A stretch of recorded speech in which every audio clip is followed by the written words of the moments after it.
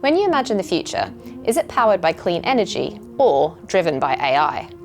As the UK walks towards its net zero goals, we're also demanding more power to support an increasingly digital and connected world. Our energy systems of the future will need to power both our digital and our sustainable ambitions, but can those go hand in hand? And will AI's benefits outweigh the power it needs? Today we answer the big question: what will it take to power our AI goals? It's my favorite question because I sometimes answer it with it's actually just fixing the problems of today. The leaders in this space, I think, treat sustainability as a product and an engineering requirement. They bake it in. I think we're just scratching the surface in terms of how AI is applied in the energy industry as a whole. We need to look at how we get to the long goal and be pragmatic about some of the short-term choices. I recently heard this word, co-opetition, right? So how do you collaborate even though you might be viewed in the same competitive sphere? Hello and welcome to the Green Room by Deloitte. I'm Steph Dobbs and I'm joined by my co-host, Lizzie Elston. And today is actually a very special episode for Lizzie because this is her 50th episode of the Green Room. Congratulations, Lizzie. Thank you, Steph. Yeah, 50 episodes in since we began back in 2019. So many incredible conversations and guests, and no different today. Absolutely. What a journey it's been. And of course, Lizzie has been part of some very exciting episodes here in the Green Room since that time. And something has been powering it all: energy. So as AI continues to evolve, it's transforming how we live and work. But the data centres that power it are demanding more energy from our grids. So how do we make sure the UK's ambition to lead in AI goes hand in hand with our journey to net zero? Today, we're answering the big question: what will it take to power our AI goals?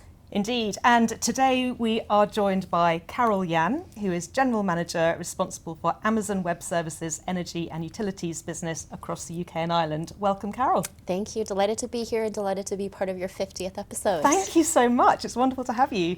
And also Tom Harris, who is a partner leading Deloitte's Sustainable Business Solutions practice and sustainability business across our telecom, media and tech sector. Welcome, Tom. Thank you. Delighted to be here and congratulations. Thank you. Oh, this is all about me so far. I'm loving it. So let's kick off with looking at the new energy demand. So we mentioned at the start how AI isn't just transforming how we work, but also global energy demand. As AI use increases, what does that have, or what effect does that have on a country's ability to provide power? Carol, can I go to you? Yeah, I think it's a super interesting position to start, right? Because when you think about AI and you imagine it for a second, you're probably imagining maybe some coders, or maybe actually you're imagining the prompt, right? You put something in and you now get something automated back. But what you probably don't actually think about is that behind every single prompt, behind every single line of code, it has to be powered by electrons.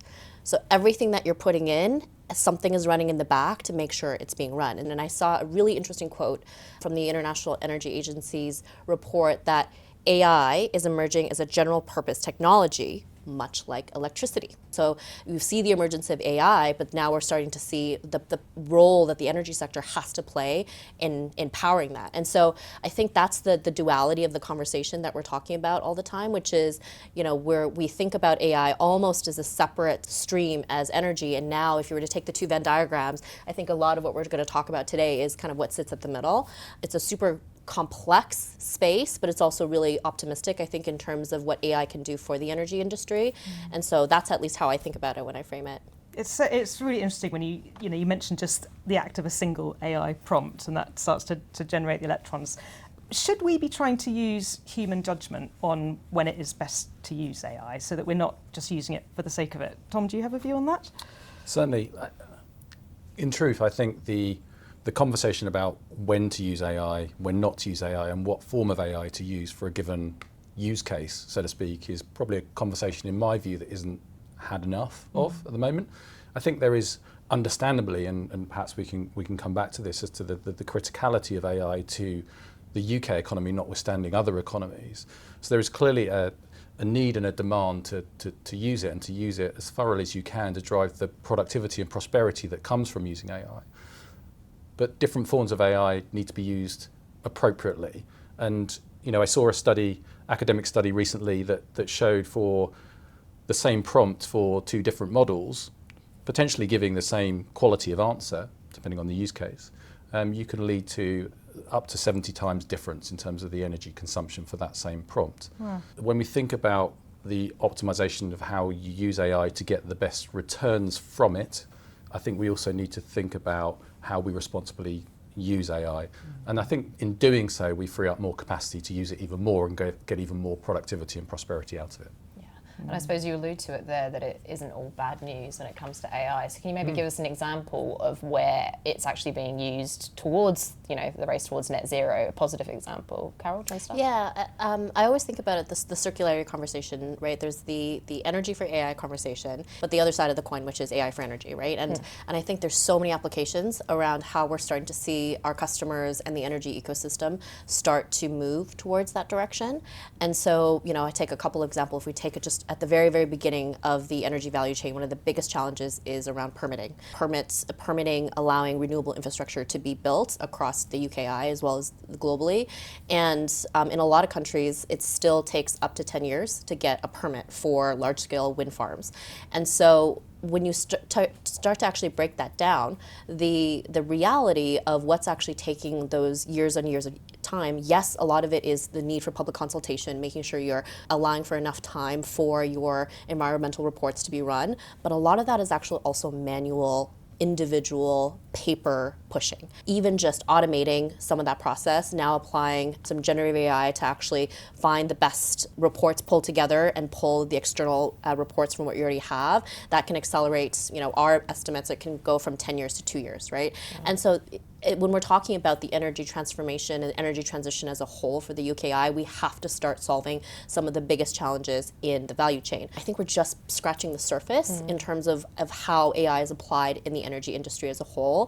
And we're starting to see some really good uptake, especially on the consumer side. The closer you get to the individual, which maybe is no surprise when we think about AI in our day-to-day lives, anything that touches the end consumer seems to have much more adoption, much faster.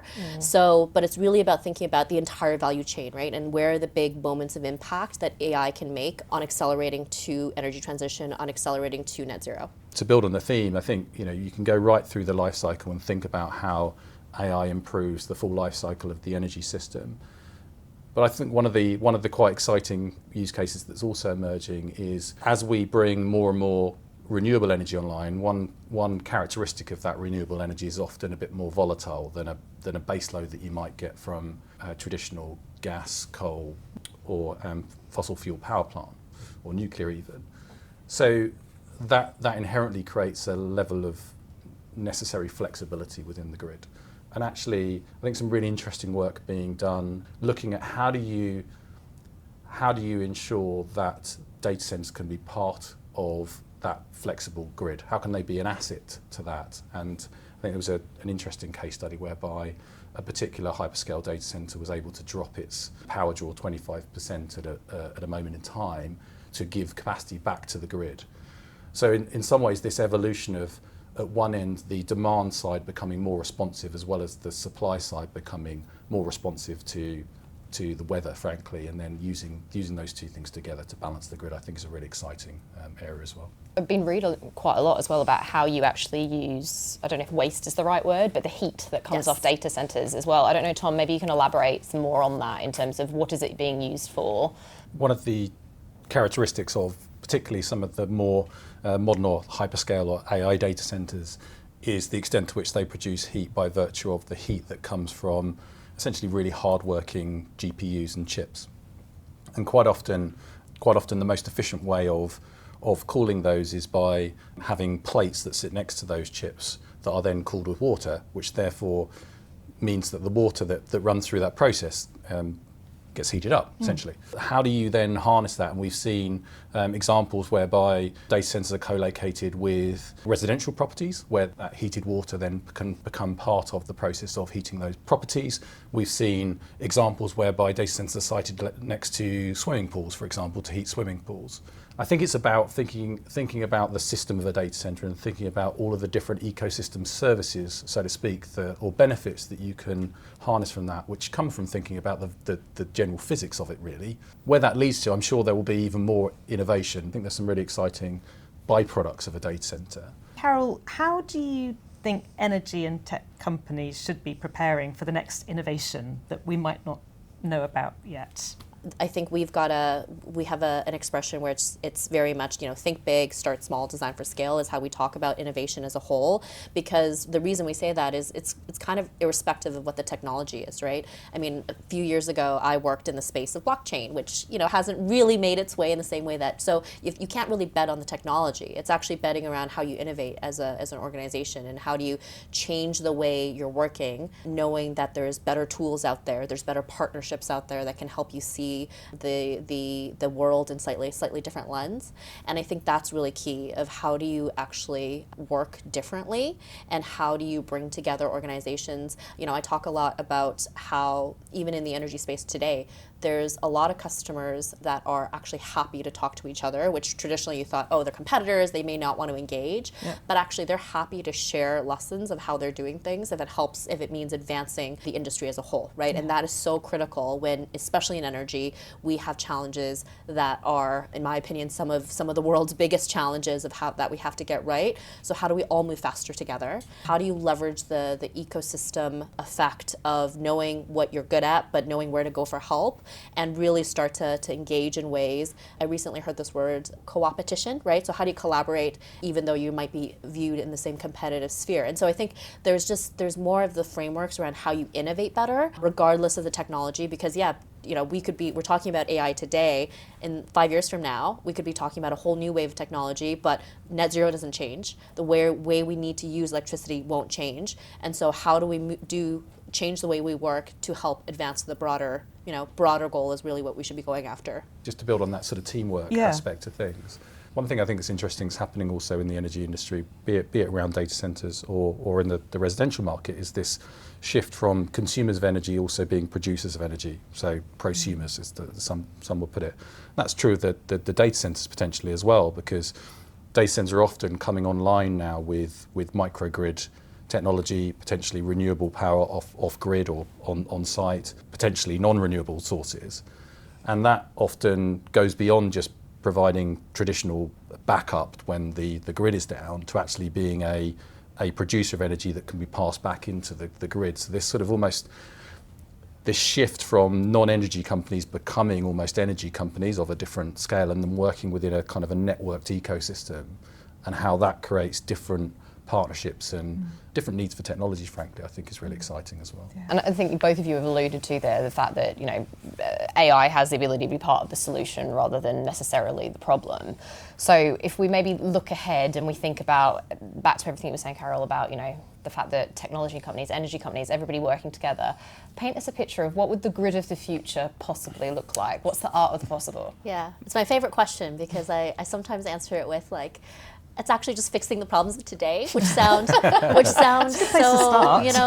but I think Tom was talking earlier about starting to talk about flexibility, right? Grid flexibility is not a 2025 challenge, right? Grid flexibility, the notion of grid flexibility has been around for decades. Imagine a world where you can use electricity when it's cheaper and it's green, right?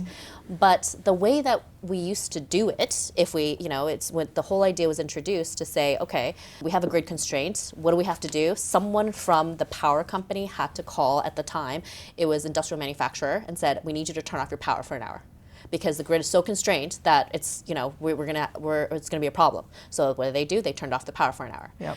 And so that's kind of where it started, the whole notion of grid flexibility.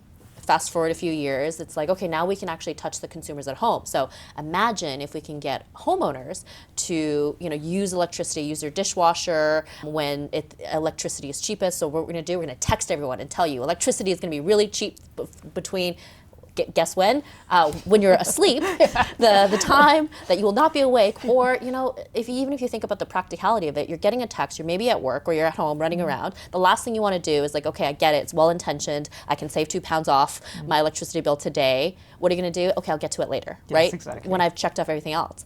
I think even just thinking about, so now fast forward to what's happening today, the best thing that's happening to grid flexibility today is the fact that it's automatic and it's invisible. It's happening behind the scenes, you never have to see it. All you have to know is at the end of the month, your bill is going to be lower. and that you're using better electrons, greener electrons, carbon-free electrons. And so like that's the power of, you know, what it's solving a lot of the problems that have been age-old problems using technology that very much exists, but actually taking the leap to say we can do this. And we can do this by, you know, maybe breaking away from how we think about what's possible and actually just applying that thinking. And so this is where, you know, a lot of the customers are starting to enter the space. And now the additional complexity, of course, in 2025 is now you have heat pumps, now you have EVs, so now you have more devices. Yeah. And that can really enter the market and make it interesting. But the most powerful part of AI is the fact that it can be done without you even knowing it, and that the outcome that you want is delivered without you having to lift a finger. And so going back to your question, I know it's, you know, it's maybe a cheat way out, but it's like there's so many problems in the grid today that we still haven't solved for. We're making good progress. You know, I think even a few years ago, we're making a lot of tremendous progress, but it's not moving fast enough. And we need more folks leaning into this space where these are some of the biggest problems. I mean, I'm biased, of course I'm going to say this. The biggest problems that we have today as you know, this sounds really trite, but as humanity, we need to solve the energy challenge. We need to solve, because the genie's let out of the bottle, right? We're not going to use less AI just because, but we need to solve for how do we use it much more responsibly? How do we actually use it for the purpose of driving towards our net zero ambitions? And how do we do it at scale? And so that's, you know, how I think about the grid of tomorrow. Back to data centers again. And in order to meet the AI capabilities that businesses and governments want to deliver, it requires, as we have discussed, large data centres, new ways of thinking about power supply and needs.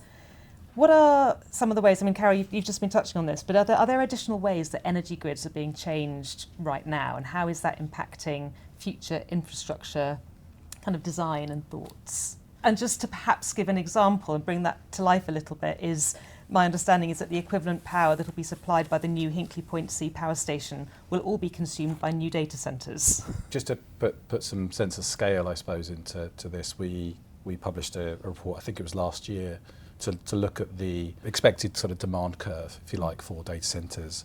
As of today, data centres account for about 1.5% to 2% of the world's electricity consumption, which sounds like a small amount. Yeah. You know, that's the consumption of a mid-sized G7 economy, right? Mm-hmm. So it's still big. Forecasting a high adoption scenario that we ran into 2050, then essentially look at about 5 times that in the future. So you are looking at a significant draw, and at that point in time, maybe it's 3 to 4% of global electricity. So you are right that creates a substantial demand. The flip side of that, however, is then if you look at it from almost like a profit and loss perspective, maybe that's the loss side of things. What's the profit in terms of pointing at energy efficiency we can drive, and how do we purposefully use AI to make sure that the profit is higher than the loss? We've done another study that looks at, well, what is the potential for AI to drive energy efficiency within the system, and we equate that to be anywhere up to 20-25% of the electricity consumption within the rest of the industrial economy. So these are all predictions, but you can see that the benefit can outweigh the cost. That's my first point. I think in the shorter term, we have some challenges. So I think Carol alluded to earlier that the wait times to get data centres connected to the grids is long. I think somewhere between 8 to 13 years at the moment in the UK. It varies by market. Yeah. It's also quite a different geospatial problem, quite a concentration problem, and I think the spatial and planning aspect of this is really important, because in London and areas like Frankfurt, Amsterdam, these types of places in Europe, by way of other proxies, you have probably somewhere in the range of 35 to 40% of their electricity goes towards data centres. Yeah, if you look at it, the economy overall, it's obviously substantially less, more like 2%. So you've got this sort of concentration risk, and that's almost come from the previous thinking, is that you place data centres right near where demand is for lower latency, for less time for the data to be transported to the person that wants to consume it. So I think one of the other aspects is thinking really about how does that picture change? How does that picture change in the UK as well? Because actually, further up north, there are some really quite favourable places to put data centres, closer to greater supplies of clean energy, closest to places whereby you can, if you do need to use gas turbines, for example, to produce power, you potentially can capture and channel those through to the emerging carbon capture hubs that the UK government is investing in as well. The final point I'll make, that I think we do need to look at this quite pragmatically. There might be some choices that we make in the short term in order to support our economy in having a chance of winning in the AI race, to want to put it that way, that might not make sense from a net zero perspective. It might be that we need to make pragmatic choices around the use of North Sea oil and gas, for example, which might on face value look like they're taking us backwards, but might in the long term take us forwards. So I think this whole subject of AI races and races to net zero need to be looked at in the round, and we need to look at how we get to the long goal and be pragmatic about some of the short-term choices that go there, perhaps in shortening connection times by allowing some leeway in the production of energy off-grid, potentially through gas by way of example, if renewables not available as well. Thank you, Tom. It's so interesting. In terms of the use of AI and how businesses can scale AI responsibly while staying competitive, is it a business's responsibility to look at the sustainable use of AI, or does that responsibility lie elsewhere? I mean, I can certainly share our perspective, right? Yeah. Is when we take, we share the Amazon data center, AWS cloud sustainability story. Our position is that most companies can, on average, reduce their carbon footprint, and I want to make sure I get the percentages right, by 80 to 96%, right, depending on the region. And the reason for that is because of some of the things that Tom was saying earlier around the consideration and thought around how we design our data centers. So when I was speaking to some of my colleagues about this, right, the thought around how they put what they put in terms of using low carbon concrete, which I didn't even know was a thing until I spoke to them, right, and which produces 35% less carbon emissions than regular concrete, in terms of how we design and our chips that are getting more output for the same size and the same capacity. And so when we take a look at our overall footprint, what we share with our customers is we have a very rigorous output in terms of what we share with our customers in terms of where that sustainability and carbon footprint is, but it's also around offloading things from our customers of not running, not doing the things that they're really good at. We believe that we're very good at running a very optimized data center organization, and we continue to invest. So we take that as our responsibility, and it's our responsibility to educate our customers and make sure that we're continuing to invest. But it is also, so I think that's where the shared responsibility is having that very open conversation around, I say the notion of the genie's let out of the bottle. What I mean is AI is out, right? Everyone is, and it's for the right things, right? It's to get to what I'm talking about of some of these use cases, we need people comfortable with using AI. The flip side is now when you compare it, the comparison isn't AI or not using AI. Right? The comparison is where is the data center that you're using the AI, and how do you know that is the most sustainable option? Yeah. Yes, there's a whole conversation around how we guide the market around using the most effective use cases to deploy AI, if you will, right? All the use cases that I personally think in the energy transition that need solving, but it's also about working with companies that are very much invested also in the sustainability impact. Mm-hmm. I would say that the leaders in this space, I think, treat sustainability as a product and an engineering requirement. They bake it in, if that makes sense. And maybe to give a couple of brief examples, if I may. So public examples, a company called Relex, for example, they have a very positive AI sustainability set of policies that they really sort of bake into the fabric of how they make decisions in this space. Salesforce, I think, do something quite similar. We're actually working with one of the big UK software companies at the moment to do something similar, to really kind of think about how do you teach and embed sustainable thinking in the way that you engineer your products. And I think increasingly that's not just use of software in a cloud environment, also with the emergence of or consideration of topics like sovereign AI, for example, which is this potential use of on-premise or sovereign clouds alongside hyperscale cloud. I think there's a deeper engineering responsibility around some of those choices as well. For some children, especially those with complex needs, play is so much more than just fun. It's a lifeline. That's why we're proud to support The Yard in Glasgow and Edinburgh through our social impact programme. The Yard isn't just a play centre, it's a space where disabled children and their families can feel supported, build confidence and create lasting friendships in an inclusive environment. Find out how you can help The Yard continue their incredible work by going to theyardscotland.org.uk. You talked a lot there about different responsibilities of businesses and so on. What about from a government and regulatory standpoint? Because looking ahead, let's maybe start with you, Tom. Are people keeping pace with, the level of technology, the change that's coming? Are regulators and governments ready? What's sort of your view on that at this stage? I think the answer is inevitably no. That's probably sort of where the question leads to. I think it's really difficult for policy makers and regulators to keep up with the pace of change of technology. I think that's the reality. Probably be doing them a disservice by saying otherwise. So I think it's hard, and we've got to recognise that. I do think that there does need to be both thoughtfulness and also consistency in the policies and regulations, and I think that needs to be both pro AI and pro clean energy, and I think that the two things can go together, should I say? But yeah, very difficult for regulators just to keep up. I think it's difficult for all of us. I mean, we're both in the game. I'm sure we share the view that it's quite hard to keep up, frankly, in everything that's going on. So absolutely. Yeah. I think it does go back to the notion around breaking down maybe some traditional barriers and what we thought and how we engage in that ecosystem. So I think we're very much traditionally used to the regulators put out X policy, we respond to Y, we respond to said policy with Y documents, and it becomes a very almost transactional. But in the space where there's so much newness, right? There's newness in models every day, right?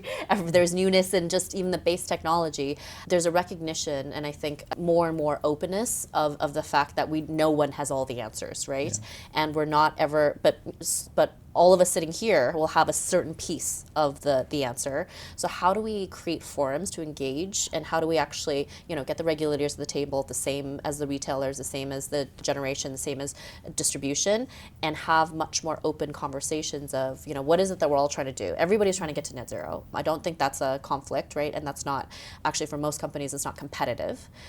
How do we do it by using AI? In my world, or cloud computing or digital, whatever the technology is, and how do we do it in a way that we can share learning so we can all get there faster? But that is a very different paradigm to how we're typically used to working with some of these, traditional models of going back to, you work in the legal space, I'm sure there's probably similarities of, thou must answer to this regulation. And it just is now about, and I'll say we've been having a lot of conversations with Ofgem, with DESNES, and starting to explore what that partnership and collaboration could look like. And I think what's really inspiring for me is that there's a lot of willingness to lean in to think about the energy market in a very different way than probably what we've seen even a few years ago, just because of how fast the technology is moving. Yeah. I think there's also a point here, which is not to think about policies and regulatory frameworks as defensive mechanisms as well. Policies that are pro financing for AI, pro financing for energy, give leeway and incentive for investment in those fields. How can we kind of encourage those types of things, which may require going as far as even rethinking things like Solvency II type frameworks there. I think there's also some common thread actions which I think in my work with my clients in the technology world would go a long way, which is kind of really establishing common standards for how you measure some of these things as well. There isn't enough kind of commonality in the standards and the ways and means that people measure. I am a believer in the adage that you manage what you can measure. I think that's quite difficult in the AI space at the moment. So setting policies that make those types of things a lot easier, and then being deliberate with the policies that are pro the outcome you are intending rather than defensive mechanisms, I think is important. When we're sort of considering the AI and net zero dilemma, as it were, does overcoming the challenge come down to mindset, innovation, or, I mean, we've touched on all of these, but does it come down specifically to mindset, innovation, or collaboration, or is it all three of those? I think you know my answer, which is it's all three. It has to be. It has to be all three, because there has to be you said mindset, innovation, and collaboration. Yes. I think and competition. And competition, right? Like again, like I love the Venn diagram analogy because I'm a very visual person, but it's like they all have to come much closer together and I also think like at the end of the day, also what is the problem we're trying to solve for, right? And I think if you know what's the problem you're trying to solve for, those three you start to you are able to unpick very quickly of, is there a mindset shift that has to happen? In some of the areas in the innovation space, not actually, maybe not as much as you think, right? But there's others that are very that have very strict policies for good reason. And going back to Tom's point, right, you may have to unpick a little bit of how do you work within the guardrails? Who do we actually need collaboration from to solve the problem? And then what are the technology and tools that are available to us, right? Because, we spent a lot of time today talking about AI, but it might not be AI that's the right tool to solve the problem, right? So I think having really clarity on what is the business problem and what is the business outcome you're trying to achieve, all of those other kind of pieces become a little bit more pragmatic around thinking through how do we kind of get to the bottom of that. And I think that's maybe a way to push the conversation forward. Yeah. And the mindset piece is interesting, isn't it? Because it's the mindset of individuals as well. We've talked about businesses, we've talked about governments, we've talked about regulators, but the mindset of Steph and me sitting here today, we were talking about the fact that when we stick something into an AI engine, we don't necessarily think about the impact that we're having, whereas actually, it's on all of us to maybe at least have that at the back of our mind about the impact that we're having. Definitely. There was, again, another acronym that I learned from talking to my data center colleagues, which was that we're really proud of the fact that our Amazon PUE is 1.15 versus the industry average of 1.6. And now you're going to be like, you're going to need to explain PUE stands for. I'm nodding here as if I know exactly what you're talking about. And it stands for power usage effectiveness, right? Okay. Basically, the acronym talks about how you want to be as close to 1 as possible, because that number tells you that all of the unit of energy is going to actually powering things like computing, as opposed to everything around the data center, right? Cooling, we talked about. And the reason I bring this up is there was like this really interesting analogy, right, of okay, so if we're focused on figuring out what the energy is being used for is the right thing as opposed to everything else, there's a parallel here, right, of what is the AI UE, what is the AI usage effectiveness, are we using AI to solve for the right problems, and do we have that individual responsibility? Because I think, like I said in the intro, we're just scratching the surface of the challenges, and going back to the theme of there's so many challenges in the energy industry that need solving, that if we just kind of focus the attention on the AI usage effectiveness, I really think we've got so much optimism for the industry itself to be able to get to net zero much faster than we're even predicting today. So the PUE measure is as Carol puts it, a measure of the level of waste in essentially generating compute, which doesn't necessarily touch on whether that compute is being used in the wisest way. So then you've got the evolution of chip design, which is going rapidly fast as well, creating byproduct issues like sort of the use and availability of the rare earth materials that make them as well. So that's probably another issue for another podcast, right? But yeah, I wholeheartedly agree with Carol's point there. There's so much also to gain in the efficiency of how things are used. I think there's also I touched on sort of right using the right model for the right task.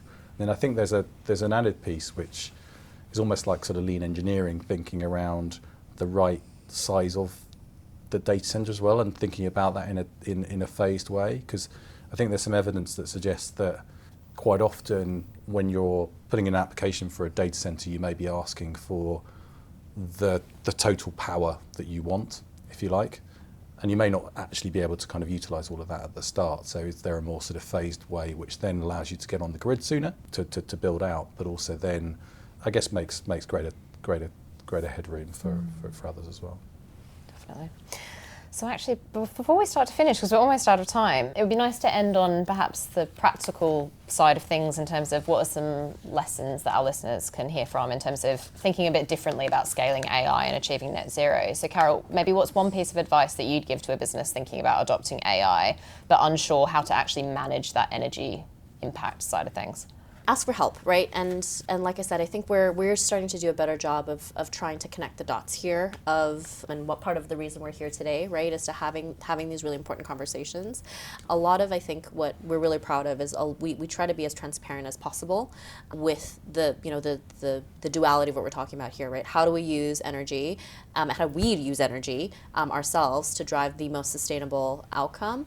But I mean, the things that we think about all the time, maybe, is to put it in that perspective, is we think about how we design for efficiency. So that's both our chips, the models that we talked about, as well as the data centers, right? There's a lot of effort and investment that goes in terms of how we're designing to be as efficient as possible. And then there's the other side of, we also have a lot of people who can advise and help our customers design for efficiency for their business, whether it's in energy, different parts of the energy value chain. So just kind of asking for that access. The second one is around, and I said this a few times, but deploying for the most, we call it deploying for sustainability. We can say deploying for the most effective problems to solve for. But what are these? And every industry will have them. What are the big, hairy challenges that you haven't been able to solve for? And maybe in 2025, you're thinking, surely there's a better way with AI. And my answer is there probably is. And maybe we just haven't had that conversation of how do we unpack that. And the last thing is, how do we shape demand wisely, right? So Tom made this point earlier of how do we actually, now that there's so many more choices out there, how do we actually help influence where the demand is going? So you're using the most, maybe the best model. It may not be the best in the market, but it's the best model to solve your challenge, and that helps a lot, right? And that's why our technology suite is so much focused on flexibility and choice, because we recognize that we can't always control all the factors, but we can give the customers the choice and the flexibility for them to be able to do that. And Tom, what's one action leaders can take to evaluate how they're scaling and adopting AI sustainably while heading towards that net zero timeline?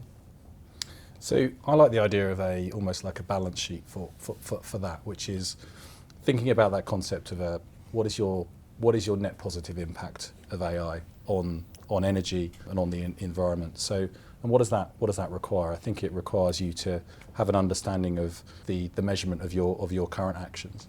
I think it forces you to think about what are the policies and the way that I want people to think about this problem. And to a point Carol made actually earlier around just making that effortless, embedding that within in processes, so that you made a point earlier about we should all be thinking about when we're writing prompts, we're interacting with GPT. Maybe we shouldn't. Maybe we should be developing systems that take some of that pressure away from us, that then can intelligently ask the right model based on the question that we're answering. I wholeheartedly agree with the points Carol made around teamwork and reaching out and working together as well, and coming together around common problems, be that the standards of measurement or otherwise as well. Makes sense. So finally, to wrap up the episode, we always ask our guests, to sum it up, it's time to answer the big question: what will it take to power our AI goals? So I think at a macro level, from our perspective, there's always going to be a focus on smarter infrastructure. There's always going to be a focus on making sure that's powered by carbon-free energy. But I think most importantly, one of the things we talked about is deeper collaboration and a focus on the business outcome you're trying to drive. And if we do all of those things, which might be easier said than done, AI isn't going to be a problem, right? It is the tool that can really help us drive towards everything we've talked about in terms of energy transition and our net zero goals. Great. And Tom? Sure. I might answer it as from a UK perspective. Sure. So I think we're pretty uniquely placed to both win the AI race, but also to reach our net zero goals. To do so, I think we need to be faster and bolder and more deliberate, and think about the problems together in a system thinking kind of way.